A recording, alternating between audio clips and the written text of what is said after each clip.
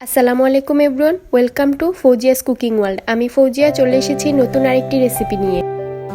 আশা করি আপনারা সবাই ভালো আছেন। আমার আজকের রেসিপি গোলাপ জামুন। রেসিপিটি ভালো লাগলে চ্যানেলটি সাবস্ক্রাইব করবেন এবং পাশে থাকা বেল আইকনটি ক্লিক করবেন। খুব সহজেই এবং অল্প সময়ে কিভাবে গোলাপ জামুন তৈরি করা যায় চলুন দেখে নিই।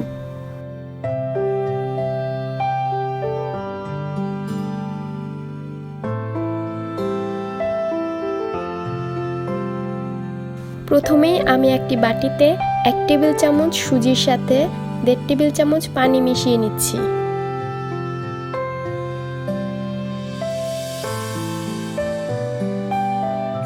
আরেকটি পাত্রে আমি 1 কাপ পরিমাণ গুঁড়ো দুধ নিয়ে নিচ্ছি। সেই সাথেই দিয়ে দিচ্ছি 1 টেবিল চামচ ঘি। ঘিটা দুধের সাথে খুব ভালোভাবে মিশিয়ে নিচ্ছি।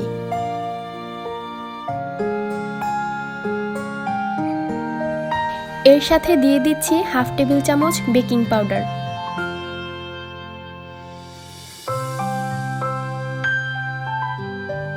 আরও অ্যাড করছি 1 টেবিল চামচ পরিমাণ ময়দা। সবগুলো একত্রে মিশিয়ে নিচ্ছি।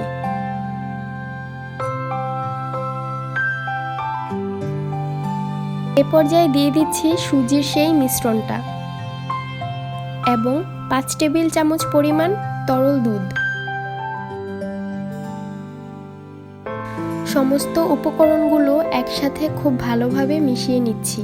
ডোটা দেখে স্টিকি মনে হতে পারে, ভয় পাবার কারণ নেই, আমাদের এরকমই ডো লাগবে।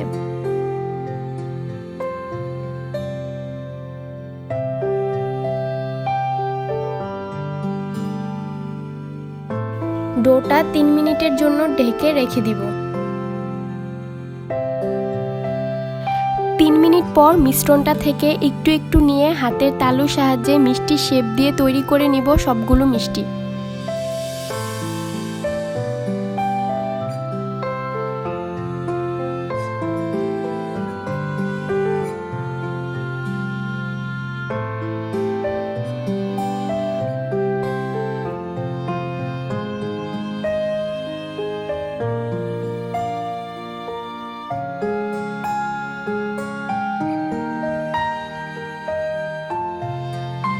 অপরদিকে শিরার জন্য 1 কাপ পরিমাণ চিনির সাথে 1.5 কাপ পরিমাণ পানি মিশিয়ে চুলায় রাখবো যতক্ষণ না পর্যন্ত ফুটে ওঠে।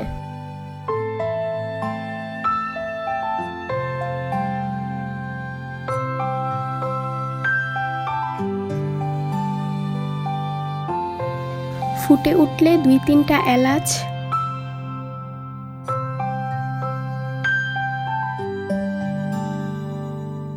এবং এর সাথে 1 টেবিল চামচ পরিমাণ লেবুর রস দিব।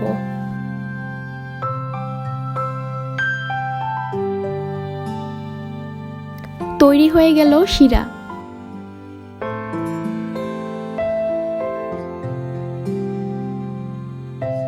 এখন একটি প্যানে পর্যাপ্ত পরিমাণ তেল নিয়ে তেলটা সামান্য গরম হলে মিষ্টিগুলো এক এক করে দিয়ে চুলার আঁচটা মিডিয়াম টু লো আঁচে রেখে কালার না হওয়া পর্যন্ত উল্টে পাল্টে ভেজে নিব। আমার 8 মিনিটের মতো সময় লেগেছে।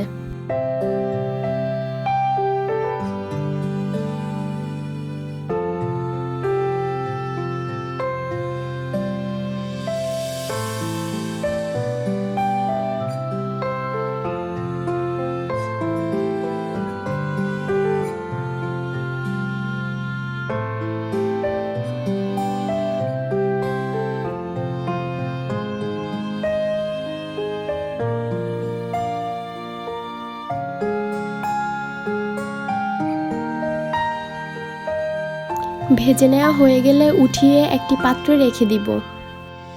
মিষ্টিগুলো কুসুম গরম থাকা অবস্থায় গরম শিরাতে মিষ্টিগুলো দিয়ে দিব এবং চুলার আঁচটা বন্ধ করে ঢেকে রেখে দিব 2 ঘন্টার জন্য।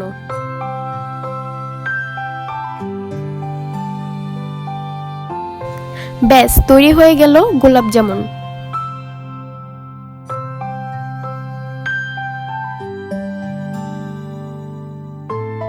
আমি একটা কেটে দেখিয়ে দিচ্ছি ভেতরটা কতটা সফট।